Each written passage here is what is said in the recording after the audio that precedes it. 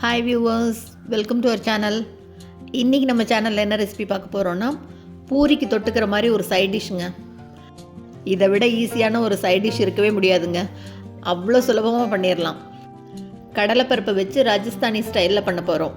சூப்பரான இந்த ரெசிபி எப்படி பண்ணுறதுன்னு பார்க்குறதுக்கு முன்னால் நம்ம சேனலை இன்னும் சப்ஸ்கிரைப் பண்ணலன்னா கண்டிப்பாக சப்ஸ்கிரைப் பண்ணிடுங்க. கூடவே பக்கத்தில் இருக்கிற பெல் பட்டனில் ஆல்ங்கிறத தட்டி விடுங்க. ஸோ நான் போடுற வீடியோ எல்லாமே உடனுக்குடனே நோட்டிஃபிகேஷனாக வந்துடும்.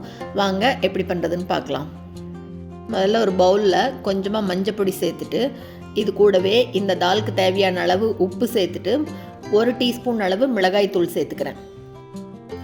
கூடவே 1 டீஸ்பூன் அளவு மல்லித்தூள் சேர்த்துக்கிறேன்.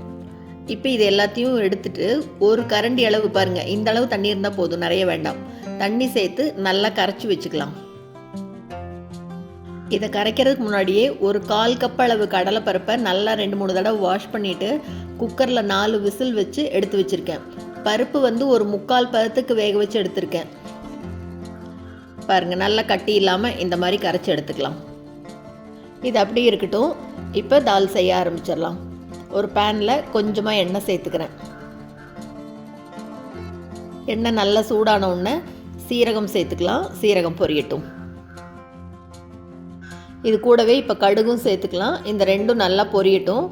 இப்போ இங்கே பாருங்கள், 6லேருந்து 7 மிளகு இருந்தால் போதும். இது கூட 2 கிராம்பு, மிளகு கிராம்பு ரெண்டும் சேர்த்துட்டு எல்லாம் நல்லா பொரிஞ்ச உடனே கரைச்சி வச்சுருக்கோம் இல்லையா, அதையே சேர்த்துக்கலாம். இதில் ஒரு 3/4 வாசி மட்டும் சேர்த்துட்டு கொஞ்சமாக மிச்சம் வச்சுக்கலாம், கடைசியில் சேர்த்துடலாம்.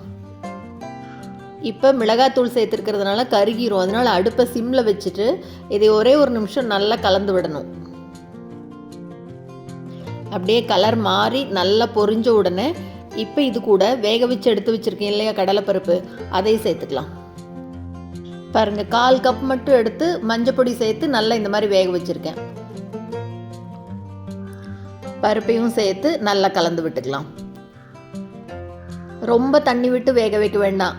பாருங்கள், இந்த அளவு கன்சிஸ்டன்சி இருந்ததுன்னா போதும்.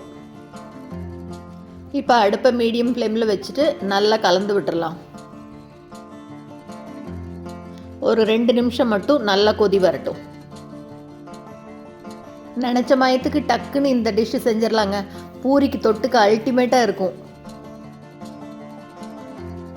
கிராம்பு மிளகும் சேர்த்துருக்கிறதுனால டேஸ்ட் வித்தியாசமாக சூப்பராக இருக்கும். போதுங்க, 2 நிமிஷம் நல்லா கொதிச்சிருச்சு. கலந்து விட்டுட்டு இப்போ அடுப்பை ஆஃப் பண்ணிடலாம். பார்க்கவே எப்படி கலர்ஃபுல்லாக எப்படி இருக்குது பாருங்கள். இப்போ அடுப்பை ஆஃப் பண்ணதுக்கப்புறமா அந்த கரைச்சி வச்சதில் கொஞ்சம் மிச்சம் வச்சுருந்தோம் இல்லையா, அதையே மேலே சேர்த்துக்கலாம். இப்போ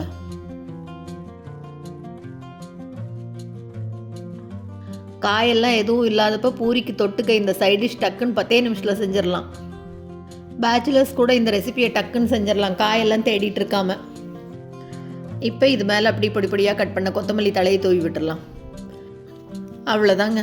சூப்பரான இந்த ரெசிபி உங்களுக்கு பிடிச்சிருந்ததுன்னா லைக் பண்ணுங்கள், ஷேர் பண்ணுங்கள், கமெண்ட் பண்ணுங்கள். மறக்காமல் நம்ம சேனலை சப்ஸ்கிரைப் பண்ணுங்கள். கூடவே பக்கத்தில் இருக்கிற பெல் பட்டனையும் தட்டி விடுங்க. ஸோ நான் போடுற வீடியோ எல்லாமே மிஸ் பண்ணாமல் பார்க்கலாம். தேங்க்ஸ் ஃபார் வாட்சிங்.